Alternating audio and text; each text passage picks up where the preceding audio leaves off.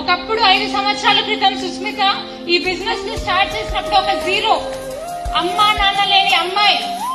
So వాళ్ళ అమ్మ 2 ఆడపిల్లల్ని కానీ చనిపోయిందంట. పాపం అమ్మమ్మ తాతయ్యకి 2 ఆడపిల్లలు ఇబ్బంది అవుతున్నారు.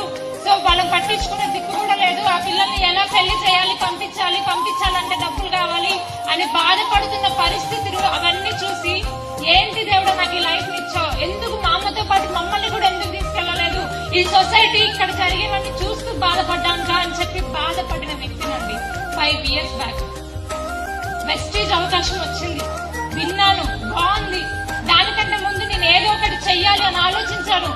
ఏదో ఒకటి నేను నిలబడాలంటే నాకు ఫైనాన్షియల్ గా డబ్బు కావాలి. ప్రతి చిన్నదానికి అడగలేను, అడుగుతామా? ఏది అడిగినా నో అంటారు. నో అని ఫేస్ చేసినప్పుడు ఇంకా ఫీల్ ఎక్కువ అనిపిస్తుంది. మరి ఆ టైంలో నాకు ఇష్టం లేకపోయినా కానిస్టేబుల్ కి ప్రిపేర్ అయ్యి ఆ జాబ్ కోసం 2 సంవత్సరాలు తినకుండా నా డిగ్రీ సైతం పక్కన పెట్టి, సో నేనేంటో ప్రూవ్ చేసుకోవాలి కానిస్టేబుల్ లో.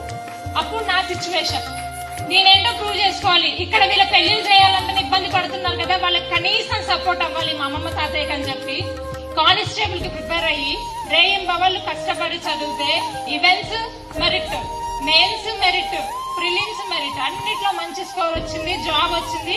నాగేంద్ర సార్ వచ్చారు, జాబ్ ని తన్నేశాను, బిజినెస్ లోకి వచ్చాను. సింపుల్.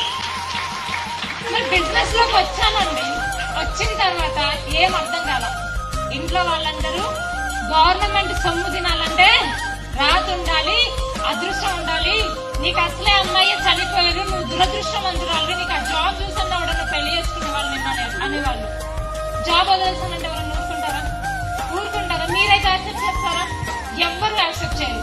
కానీ నేను చేసిన ధైర్యం ఏంటో నాకు తెలియదు. అడిగేసాను, నెట్వర్క్ లోకి వచ్చాను. ఇంకా వచ్చిన తర్వాత